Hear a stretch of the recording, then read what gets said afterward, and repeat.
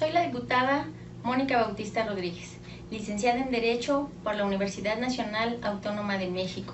con especialidad en Derecho Electoral por la Universidad Autónoma del Estado de México, especialidad en Conflictología por la Universidad de Cataluña, España. Mujer, madre de familia, originaria de la Ciudad de México, residente de Nezahualcóyotl, Estado de México, desde hace aproximadamente 30 años. Diputada de representación proporcional de la Quinta Circunscripción Estado de México por el Partido de la Revolución Democrática. Con el gusto de saludarles y presentarles el informe de actividades legislativas del primer año de funciones en la Cámara de Diputados de la 64ª legislatura que inició el 1 de septiembre del 2018. Mi trabajo legislativo en este primer año se puede dividir en dos rubros. El primero versa sobre mi participación en comisiones, en la Comisión de Relaciones Exteriores como secretaria de la misma, y en la Comisión de Derechos Humanos y en la Comisión de Trabajo y Previsión Social como integrante del 1 de septiembre del 2018 al 13 de marzo del 2019. En materia de relaciones exteriores, el poder dialogar con funcionarios del Servicio Exterior Mexicano a fin de tener una política exterior que defienda el interés nacional, los derechos humanos y promueva la imagen favorable de México en el exterior, donde pude realizar la revisión del acuerdo México, Estados Unidos y Canadá, la revisión de las relaciones con la Unión Europea en el marco de la ratificación del Acuerdo Euroval, los retos de la agenda bilateral entre México y Estados Unidos, la revisión del Plan Nacional de Desarrollo en materia de política exterior, la situación de México como país receptor, expulsor y de tránsito de migrantes, específicamente en nuestra frontera sur, el tema de Venezuela y México, la participación en foros en materia de refugiados y migrantes, así como la revisión de la Ley del Servicio Exterior Mexicano, la Ley de Cooperación Internacional para el Desarrollo, Ley sobre celebración de tratados, y que de manera unánime todos los grupos parlamentarios de la Comisión de Relaciones Exteriores aceptaran, a propuesta de una servidora, la comparecencia del canciller Marcelo Ebrard Casaubon a efecto de que compareciera y nos explicara los avances en materia de política exterior. En materia de derechos humanos, he de referir que es un tema muy sensible y de gran importancia para nuestro país, que desgraciadamente a nivel mundial se encuentra observado como un país en donde no se da el respeto necesario a los derechos humanos. Sin embargo, desde esta comisión, el tiempo que pude participar, abogué porque se garantice a las comunidades afromexicanas y sus habitantes el respeto y el desarrollo de su cultura, creencias, conocimientos, usos y costumbres, y el reconocimiento de sus derechos históricos. Pugné de igual manera por impulsar el fortalecimiento de los mecanismos de protección de personas defensoras de derechos humanos y periodistas. Estudiar y analizar e impulsar el Programa Nacional de Derechos Humanos. Revisar y dar el voto para la Ley de Migración, así como el análisis de la despenalización del aborto como un derecho humano. Finalmente, en materia de trabajo y previsión social, es muy importante señalar que en esta legislatura se dio la transformación de la Ley Federal del Trabajo. Previo a ello, se dio un parlamento abierto y las audiencias públicas donde se abordaron los temas de igualdad en el salario entre el varón y la mujer, la libertad sindical, en donde se pudo analizar cada punto en beneficio de la clase trabajadora y de la elección libre y directa de sus representantes sindicales, la eliminación del outsourcing, la sustitución de las juntas federales de conciliación y arbitraje para formar tribunales de justicia laboral y otros temas igual de importantes.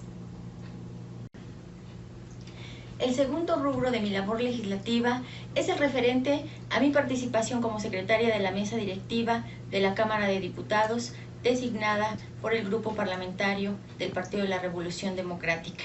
encargo que ocupé del 14 de marzo del 2019 al 31 de agosto del año en curso, en donde la labor legislativa, que consiste principalmente en analizar el orden del día propuesta por la Junta de Coordinación Política, así como velar el cabal cumplimiento de nuestro reglamento y verificar el adecuado desahogo de las sesiones en el Pleno de la Cámara de Diputados, para así tener un verdadero parlamento democrático en el que se escuche todas y cada una de las voces de los grupos parlamentarios ahí representados. Otro de los trabajos que como legislador he realizado en este primer año de funciones son las participaciones en la máxima tribuna en diferentes temas, como son el posicionamiento del grupo parlamentario del PRD en temas de interés o de reforma, como son el aumento al salario mínimo, la revocación de mandato, la ley orgánica de la Fiscalía General de la República, la reforma laboral, la ley de migración, la paridad de género, la ley federal de remuneraciones, la prisión preventiva oficiosa, el reconocimiento de pueblos y personas afromexicanas, el que maestros y jubilados, pensionados también, deben de tener un salario digno, la consulta popular, así como el cuestionar a diversos secretarios de Estado por el ejercicio de su encargo ante la comparecencia del Pleno en la Cámara de Diputados al sostener el informe de gobierno del presidente de la República en turno. Señor secretario de la Sedesol, buenas tardes. En el mes de abril del 2013, diversos grupos parlamentarios presentamos una solicitud de juicio político en contra de la entonces secretaria de Desarrollo Social, Rosario Robles, debido al nombramiento de operadores políticos del PRI en las delegaciones estatales de esta secretaría, quienes gestionarían los recursos con la finalidad de establecer lazos corporativos con el electorado en cada una de las entidades. Espero que sus respuestas sean auténticas a favor del pueblo de México. Bienvenido, señor secretario. Su gestión es una de las más polémicas por su ejercicio durante este gobierno. Se ha polemizado por ser opaca y poco transparente. Por ello, su gestión ha sido cuestionada frente a la sociedad mexicana. Señor secretario, a la luz de los datos del Foro Económico Mundial, pregunto, ¿la reforma de telecomunicaciones cumplió con el propósito de sentar las bases para generar la infraestructura que permitiría posicionar a México a la altura de los países con mercados desarrollados? Buenas tardes a los comparecientes y me dirijo específicamente al señor director de la Comisión Federal de Electricidad. Esta honorable institución que nació para iluminar al país desde 1937 y que fue una de las fortalezas de desarrollo del gobierno del general Lázaro Cárdenas, hoy se encuentra desmantelada por las políticas tecnocráticas que han imperado en las últimas 3 décadas y la han entregado de manera obscura al sector privado. No nos venga a decir y señalar que los culpables somos los mexicanos. ¿Por qué engañan y dañan a las familias mexicanas? Sin duda, para ustedes los tecnócratas, era mejor abrirle la puerta al sector privado y entregarle al CFE. Y también le entrego lo que acontece actualmente en el municipio de Nezahualcóyotl, de Estado de México, en donde han sido invadidos los terrenos por donde cruzan torres de alta tensión de la CFE. Actúe de manera responsable e inicie los procedimientos jurídicos necesarios en estos días que le quedan al frente de dicha dependencia, para no exponer las miles de vidas de mexicanos que puedan padecer una lamentable catástrofe por la irresponsabilidad de servidores públicos como ustedes. En los sismos de 1985, en esa situación de absoluta emergencia nacional, el país carecía de una política de protección civil nacional y a partir de ahí se ha ido construyendo de manera incipiente una cultura de la prevención entre la sociedad y las entidades gubernamentales. Ante la escena de auténticas, de cultura cívica de desastres naturales, ahora nos resulta indispensable construir auténticas políticas públicas de protección civil para soportar diversos tipos de adversidades de los fenómenos naturales con poder de destrucción que ocurren en nuestro país. México se encuentra bajo el riesgo de fenómenos naturales de alto potencial destructivo. De acuerdo a datos oficiales, 1/4 parte de la población del país vive bajo la amenaza de enfrentar ciclones y 1/3 parte es vulnerable a sismos o terremotos. Los riesgos son elevados por las altas concentraciones poblacionales en México. Los asentamientos irregulares en zonas de peligro, aunado a la fragilidad social de amplios sectores de la sociedad, provocan grandes pérdidas materiales y humanas que representan un alto costo social y económico para el país. El modelo que aplicamos en México hasta ahora para atender las consecuencias derivadas de la ocurrencia de fenómenos naturales perturbadores es meramente reactivo, más por lo tanto, el modelo de coordinación nacional como unidad administrativa reactiva de la Secretaría de Gobernación debe de dar paso a un nuevo modelo de protección civil y gestión de riesgo de desastres a partir de la creación del Instituto Nacional de Protección Civil como un órgano administrativo desconcentrado de la misma Secretaría encargado de la gestión, operación, ejecución de las políticas públicas de protección civil, donde también se planifique, impulse, articule y se ejecuten acciones de prevención, respuesta y rehabilitación frente a situaciones de riesgo colectivo. Es una realidad que muchas entidades federativas enfrentan problemas para atender los pagos de los trabajadores del Estado. Pero también es correcto tener en cuenta que las deudas que han contraído muchos estados no son producto de su gestión, sino que están dadas la mayoría de las veces por parte de gobiernos anteriores. Cada administración que pasa es un eslabón más en una cadena de déficit en las finanzas públicas en los estados de la República. Situación que se ha traducido en un problema, dado que los gobiernos en turno suelen enfrentar dificultades para cubrir el monto de las nóminas, apoyos, bonos u otro tipo de pago económico a los empleados del sector público. El Grupo Parlamentario de la Revolución Democrática se muestra a favor del derecho de los trabajadores. Como todos sabemos, hoy los salarios en nuestro país son profundamente desiguales e injustos, que afectan las condiciones de vida de las personas. Ahí está el caso de los trabajadores que cuentan con una carrera profesional y especialidad de posgrado y doctorado en su caso, quienes sufren de salarios miserables, generando mayor desigualdad y degradación social. El Grupo Parlamentario del PRD está en total acuerdo de combatir la inseguridad con una Guardia Nacional Civil, pero insistimos en que México necesita una estrategia integral de seguridad pública para recuperar la paz sin guerra y la paz con justicia. Con la Guardia Nacional Civil se abrirá una reorganización y el proceso para profesionalizar a todas las policías existentes, incluidas las municipales y las estatales. Una Guardia Nacional Civil es necesaria para la paz, pues la experiencia demuestra que la militarización de la lucha por la seguridad pública escala la violencia en perjuicio de los derechos humanos. No intervención presidencial en el proceso electoral del 2019 con elecciones libres y justas. El país y los mexicanos, después del 1 de julio del año pasado, vivimos un proceso electoral en el que se dejó dicho que deseamos elecciones libres y transparentes.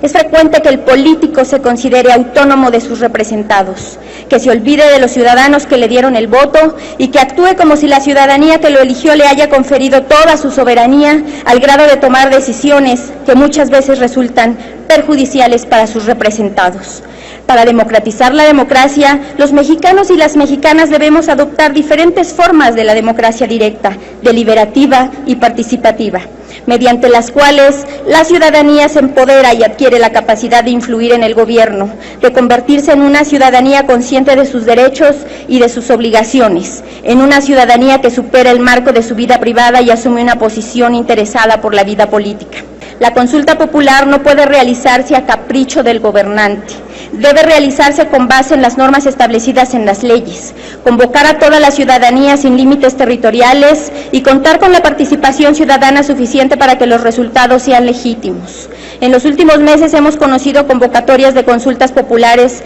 que no se ajustaron al marco legal, sino que se hicieron por la fuerza política del convocante. Hoy nos enteramos de la renuncia presidencial a convocar a consulta popular para enjuiciar a los expresidentes, con el argumento de que aún no se reforma el artículo 35 constitucional. ¿Alguien podría explicar por qué el presidente de la República no empleó el mismo razonamiento en el caso de las consultas convocadas para el nuevo aeropuerto internacional de la Ciudad de México, sus programas sociales e inversión prioritarios y sobre la termoeléctrica de Huexca, Morelos? Pero tenemos claro que los ímpetus democratizadores del gobierno no obedecen a estos propósitos. La reforma en comento se explica también por las presiones internacionales. En el gobierno de Peña Nieto, para adecuarse a las exigencias del fallido Acuerdo Transpacífico de Cooperación Económica, y en el gobierno actual, a la firma del Acuerdo Trinacional que sustituye al TLCAN, el TEMEC. El propio presidente de la República ha reiterado la coincidencia y la urgencia de cumplir con este requisito impuesto en el Tratado Comercial. Estamos ante la oportunidad de crear instituciones adecuadas en materia de justicia laboral, libertad y democracia sindical y la autentificación de la negociación colectiva. Pero sería deseable no limitarnos a eso. Mientras siga habiendo trabajadores mal remunerados, sin trabajos estables, sujetos a regímenes de excepción como el llamado outsourcing. Por eso, aunque votaremos a favor en lo general, presentaremos nuestras reservas para dejar constancia de nuestras propuestas. Esperamos que no pase mucho tiempo sin que haya la oportunidad de revisar de fondo el mundo del trabajo. Hoy desde esta tribuna saludamos con profundo beneplácito la presentación de este dictamen que tiene por objetivo fundamental el de apoyar a padres y madres de familia que viven el drama de tener un hijo o una hija diagnosticado con cáncer. Pues además de enfrentar la lucha contra este mal y el dolor de acompañar a sus menores de edad en los tratamientos que suelen ser internos y largos, pueden también enfrentarse a problemas laborales. Una actividad más que realizo como legisladora es visitar las colonias del municipio de Nezahualcóyotl, donde en la medida de las posibilidades se han entregado diversas ayudas en especie, como son lentes, aparatos ortopédicos, bastones, muletas, sillas de ruedas, a personas que lo necesitan y que su economía no les permite acceder a dichos artículos. De igual manera, hemos apoyado a las familias a regularizar su patrimonio con entrega de escrituras o bien con la entrega de testamentos, sin olvidar que he participado también en posadas y en la entrega de juguetes en épocas decembrinas y comenzando el año la tradicional partida de roscas de Reyes. Esto con el fin de continuar nuestras bellas tradiciones y fomentar en los hogares mexiquenses la esperanza y los buenos deseos.